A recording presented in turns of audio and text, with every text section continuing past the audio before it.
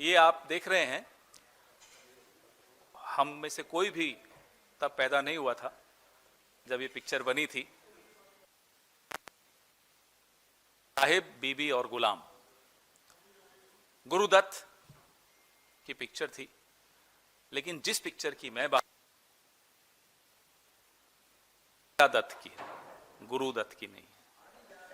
वो भैया शांति प्लीज, वो जो विश्व गुरु बनने चला था, विश्व चेला बन गया, और सुना है आज उनको अनुमति मिली वेस्ट एशिया क्राइसिस पर, पश्चिम एशिया में जो संकट है उस पर आज लोकसभा में बोलने की। 23 दिन बाद साहिब और बीबी ने गुलाम को अनुमति दी कि वो लोकसभा में आज बोलें। पिछले कई दिनों से हम और आप विश्लेषण कर रहे थे, अगर हमारी विदेश नीति इस तरह की ढुलमुल नहीं होती, कमजोर नहीं होती, कायराना नहीं होती, तो भारत कितने बड़े नुकसान से बच सकता था। हम कभी ये नहीं कह रहे, न कभी कहा न कभी कहेंगे नरेंद्र मोदी जी से, गुलाम से, कि आप ईरान की तरफ झुक जाइए।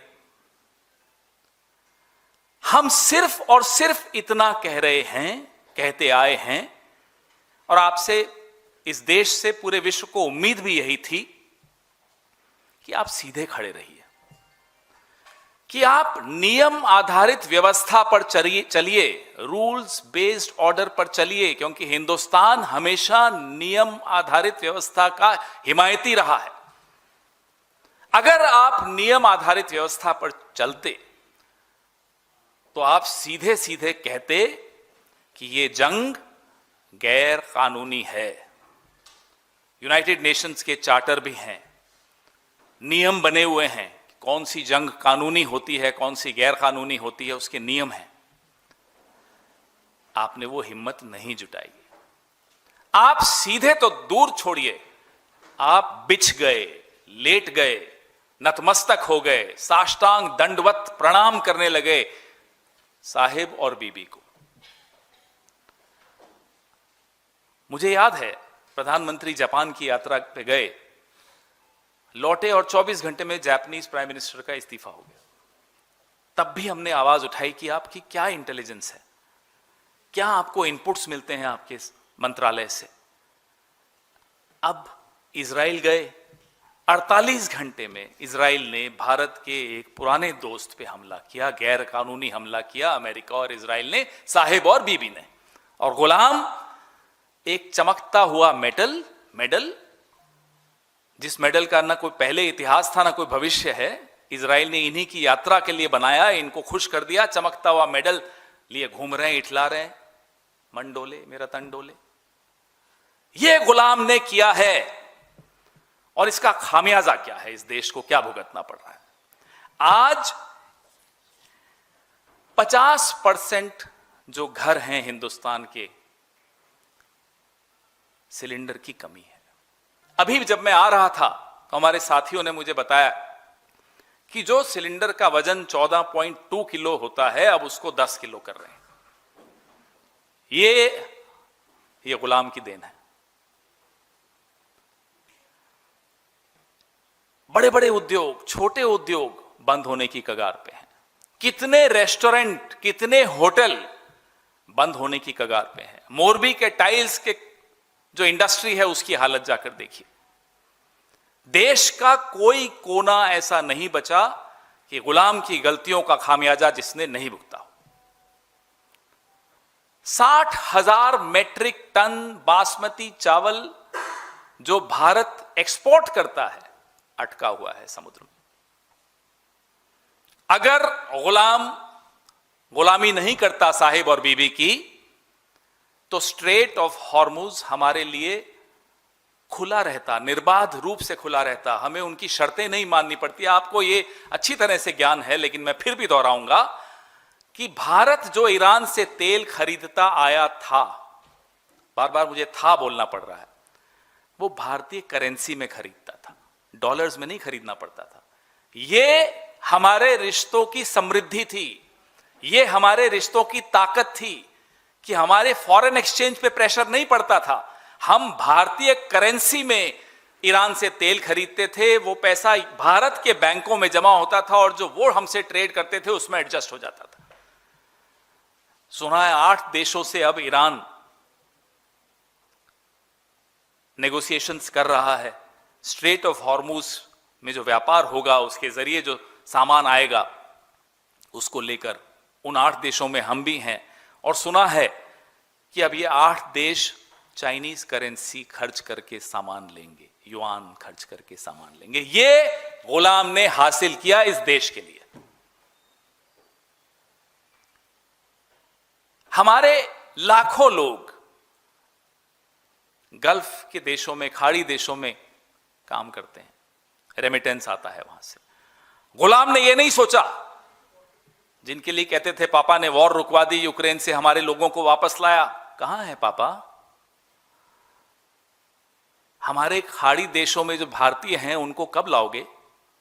उनके बारे में सोचे बगैर मेडल लेने आप चले गए अपने मालिक के पास। मैंने सिर्फ यहां साहिब, बीबी और गुलाम लिखा है। साहिब और बीबी के पीछे एक और बड़े साहब हैं, एप्स्टीन नाम है उनका। उनका जिक्र हम बार बार करते रहेंगे। हमें क्या पड़ी थी, क्या मजबूरी थी, क्या कमजोरी थी, कौन सी कमजोर नस थी, कौन सी ईडी थी, कौन सी सीडी थी, कौन सा वीडियो था कि हम यहां बिछ गए, सीधे नहीं खड़े रह पाए, हर घर को नुकसान पहुंचाया, हर व्यापार को नुकसान पहुंचा। जेम्स एंड ज्वेलरी, गरम मसाले, चावल, केले, अंगूर, कौन सा ऐसा किसान नहीं है जो आज परेशान है गुलाम की गुलामी की वजह से। फर्टिलाइजर, यूरिया, ये सारे आंकड़े हम आपको दे चुके हैं। ये सारे, हर किसान, हर मिडिल क्लास, रूरल, अर्बन, सब जगह गुलामी की कीमत हम लोग अदा कर रहे हैं। 5,000 रुपए का ब्लैक चल रहा है सिलेंडर पर। जो इंडस्ट्रियल डीजल है 22 रुपए से उसकी कीमत बढ़ा दी गई। जो प्रीमियम पेट्रोल है 2 रुपए बढ़ा दी गई। और हम दावे के साथ कह रहे हैं चुनाव खत्म हो जाने दीजिए, कैसे कीमतें बढ़ती हैं दिखाएंगे आपको। ये सिर्फ और सिर्फ चुनाव तक रुके हुए हैं। इसमें भी हम बार बार कह चुके हैं कि आपने जो 28 लाख करोड़ अर्जित किया पिछले 12 सालों में पेट्रोल और डीजल पर सेस लगाकर, अब तो कम से कम वो राहत उपभोक्ता को दिलवाइए। नहीं दिलवाएंगे, ये भी आप लिख लीजिए। एयरलाइंस के ऊपर से कैप हट गया, देखिए कैसे बेतहाशा कीमतें बढ़ेंगी। इंडिगो, आकाशा, हर एयरलाइन की, एयर इंडिया, सबकी।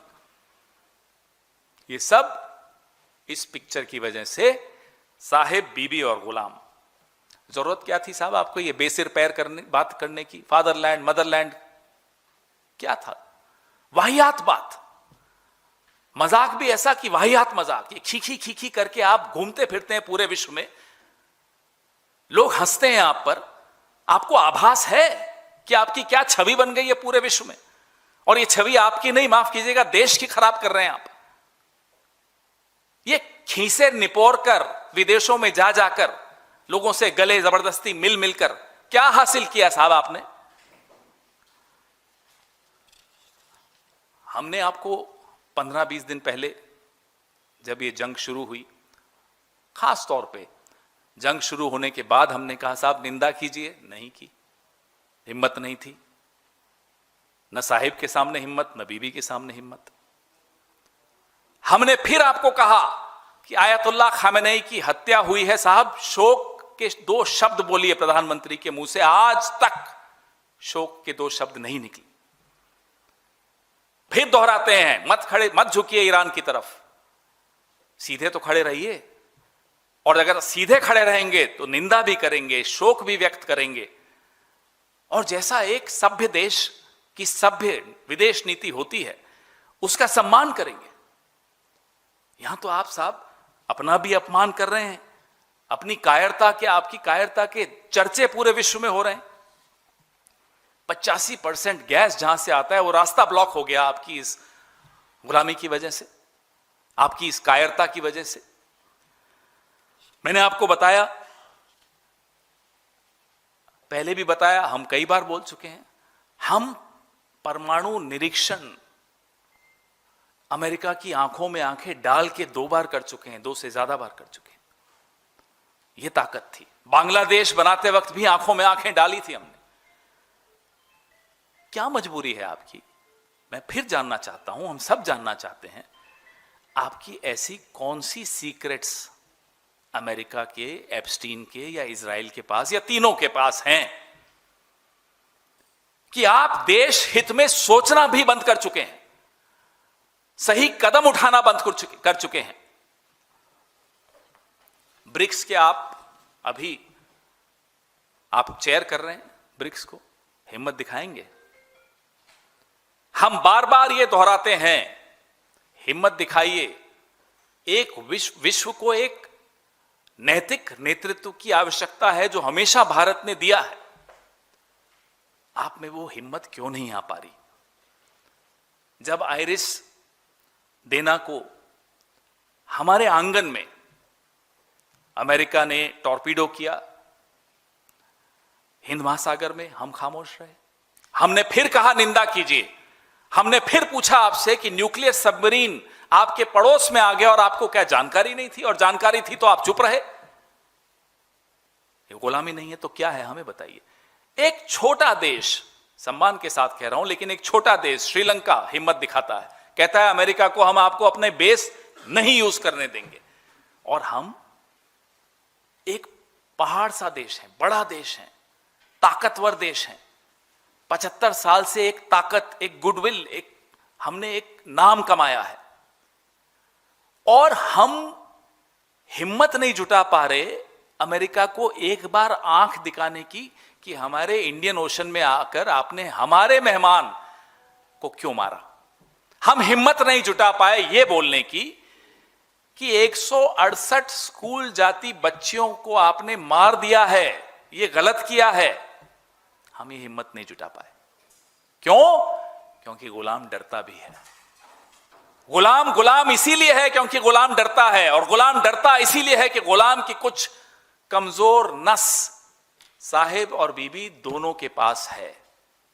क्या हमारे देश के प्रधानमंत्री की कमजोरी के चलते हम देश को कमजोर होने देंगे?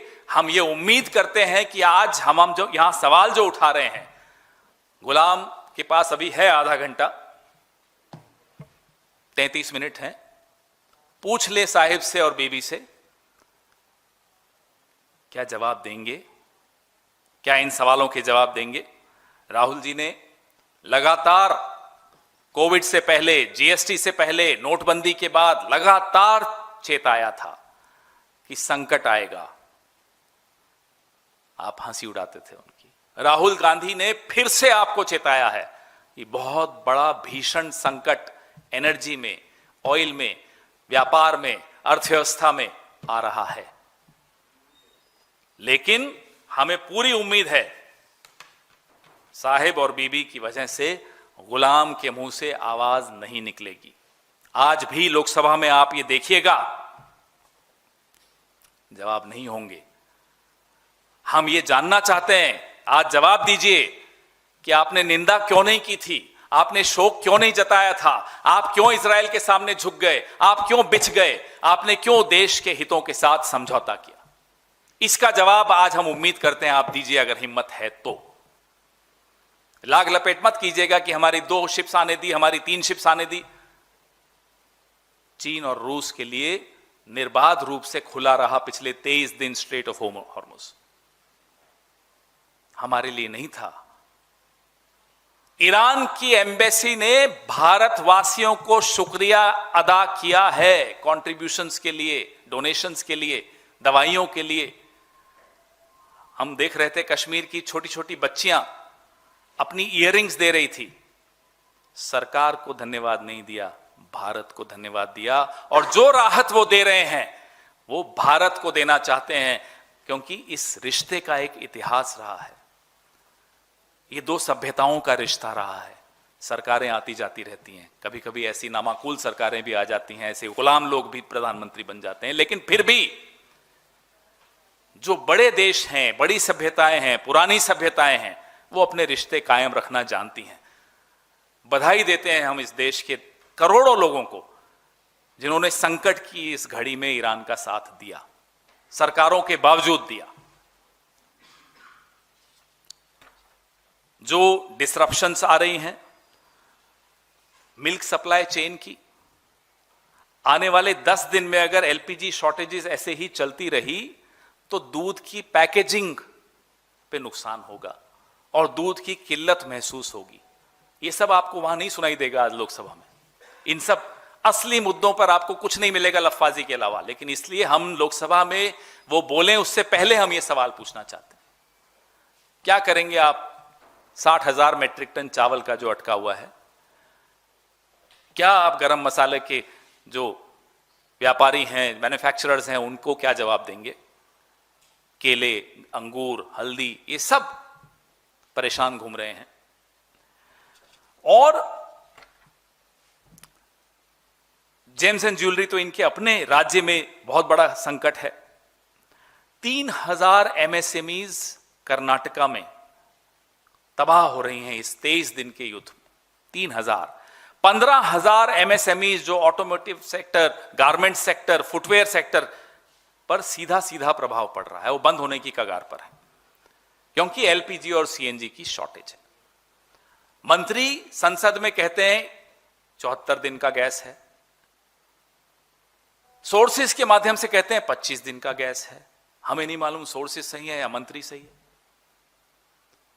कोई क्लैरिटी नहीं है, कोई स्ट्रेटेजिक प्लानिंग नहीं है, कोई स्टैंड नहीं है, कोई चिंता नहीं है, कोई जवाब नहीं है। क्या बोलोगे, किस मुंह से बोलोगे लोकसभा में? हमारी 37 जहाज, 1,109 सेलर्स और 10,000 करोड़ के सामान अभी फंसे हुए हैं। पिछली बार जब मैं आया तब मैंने आपको एक आंकड़ा दिया था, आज का आंकड़ा यह है। हमारा शेयर मार्केट 48 लाख करोड़ डूब चुका है शेयर मार्केट में पिछले 23 दिनों में। नुकसान सबको हो रहा है, गुलाम को छोड़ के सबको नुकसान हो रहा है। और जो हम बार बार इनको कहते आए, याद दिलाते आए कि साहब आपका राजधर्म यह है कि आप निंदा करिए, आपका राजधर्म यह है कि आप शोक व्यक्त करिए, इन्होंने नहीं मानी और उसका खामियाजा आपके सामने है, भुगत रहे हैं सब। पूरे विश्व को मालूम था कि वेस्ट एशिया में संकट बढ़ रहा है, जंग कभी भी हो सकता है, आप फिर भी दौड़े दौड़े गए। क्यों गए हमें नहीं मालूम। पेगासस 2 लाने गए, पेगासस 3 लाने गए, क्या करने गए इजराइल हमें नहीं मालूम। जो दिखा वो ये था कि एक दांत आपके यूं दिख रहे थे, एक मेडल चमक रहा था, बस यही दिखा हमें। देश को जो नुकसान हो रहा है वो अब पूरा विश्व देख रहा है।